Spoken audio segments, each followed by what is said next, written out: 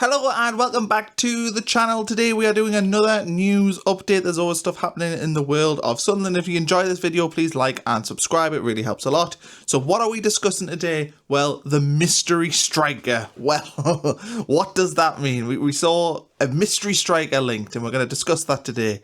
We're also going to talk about Dan Neil's future and possible stadium expansion at the Stadium of Light. So that's what's coming up in this video. So let's start with the mystery striker, and I hope this video doesn't get outdated very, very quickly. As of recording, there is no knowledge of who this wonderful mystery striker is. We can take a guess, but to sort of go through the story, it was on the BBC Newcastle radio phone-in show that Sunderland were apparently close to signing a striker, and it's a mystery who it is. So we've ended up with Sunderland Twitter and the forums and everything blowing up wondering who this striker is. At the time of this recording, which is 10:45 AM on Tuesday, we don't know who that mystery striker is. If I was to guess, Danny Welbeck, maybe?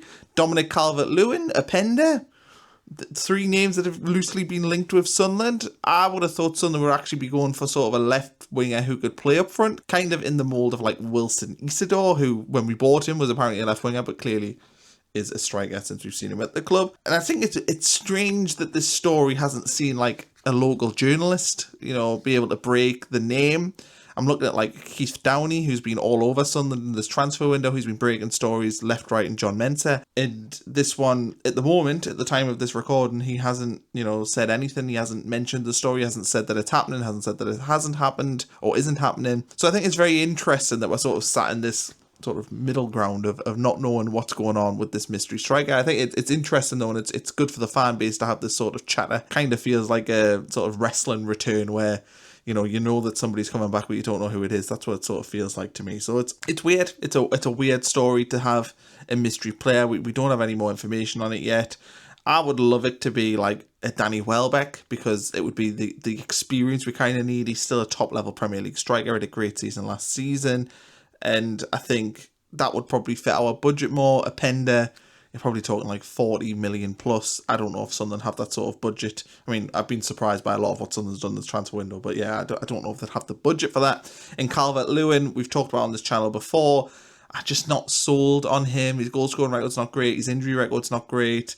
And I just don't know if that's a worthwhile risk unless you're able to get him on like a pay-as-you-play or a short-term 1-2 year deal, kind of like we've done with Masuaku and we've done with Ronaldo. That's where I sort of sit on this. It could be somebody totally different. It could be a nonsense story. It could be, or not necessarily a nonsense story, but a story that doesn't come to fruition. Maybe the sources, thought that this deal was close and it wasn't. I don't know. But the mystery striker, that story bubbles on. I am none the wiser. I'd be interested to know what you guys think of that story, so let me know in the comments below. So moving on, Dan Neil. There's been a lot of speculation about him. I have speculated about his future after he didn't play against Real Betis. He's been largely in the second squad for Sunderland during pre-season. He's only got a year left in his contract, or less than a year now. So a lot of speculation about his time and future at Sunderland. But report yesterday from Mike McGrath suggests that Dan Neil has decided he wants to stay at Sunderland this season and fight for a place and try and play for Sunderland in the Premier League, which, you have to respect that. And, I'm happy to say it. I think Dan Neil's a very good player. I know there's a lot of split in the fan base about him, but fundamentally, he was an important part of our team that got promoted last season. I think he does a bit of a thankless task in there. He does a lot of things that go unnoticed. So I am all for Dan Neil staying at Sunderland. The good news is for this as well is that a good young player is wanting to commit his future at Sunderland. That's always good. But for me, I want him to sign that new deal. I don't really want to see Dan Neil stay here for the season and then Sunderland let him go for nothing in the summer. I would rather that if he wants to stay, they get a contract signed, and then we can sort of move on from this and really look at Dan Neil as part of the team. Because right now, it just feels like we've been in limbo with him. And I don't know what his intention is by saying that he wants to stay. Does that mean he wants to stay for the season? Or does that mean he wants to stay for the long term and sign like a new 5-year deal? Interesting to see what happens there. But I also think that his future has impacted him quite a bit in terms of pre-season. Like, if he'd signed a new contract at the start of the summer before pre-season started, I would hazard a guess that he would have been, thrusted into the main squad. And I don't think he would have been with largely the reserves. I know that Sunderland have signed new midfielders and, Siddiqui and Diarra and Xhaka and Enzo Lefebvre. They all top quality midfielders, and it's always going to be hard for a Dan Neil to break into that. I just sort of think this should have been ironed out before pre-season started, and I think that's my main disappointment with this. And look, sometimes these things can't be. Dan Neil may have wanted a lot of time to figure out where he saw himself. The club may have wanted time to see him in pre-season. But yeah, I think Dan Neil, in his contract, it should have been ironed out before pre-season started, and I just worry that that's had an impact on him and his future. But overall, I think this is good news. You know, Dan Neil wanting to stay.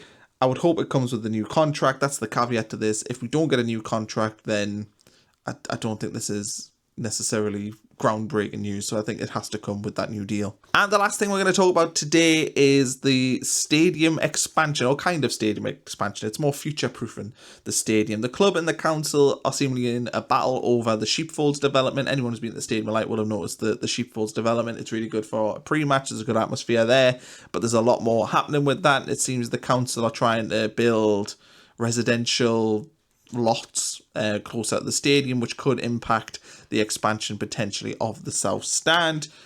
The club wants to protect its right to expand the stadium. We've seen Bob Murray, we've seen Kirill Ujurvis release statements, and I think that's the right thing to do. The club have to protect itself. Sunderland right now heading into the Premier League, you know, probably every game will be sold out. There will be 46,000 plus for every single game. They also host massive concerts. So there is a potential need in the future to expand the Stadium of Light, and I think the club are right to try and protect that. I don't think there's expansion coming anytime soon. Sunderland in the Championship, which is, you know, we've spent most of the last decade in the Championship or League One, we did not have the demand to fill 48,000, you know, 46 or whatever it is now, the Stadium of Light. So I wouldn't like to see them expand to 55,555. I think that's what the South Stand extension would be.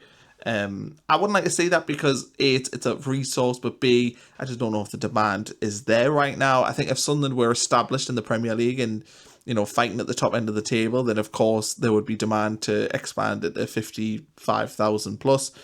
But you don't want to go back into the Championship in the future and have, you know, 20,000 empty seats. That's not ideal. So I think this is just really the club sort of, you know, telling the council that it's hard, it's not right for them in a way to, you know, stifle the potential development of one of the biggest assets in the community.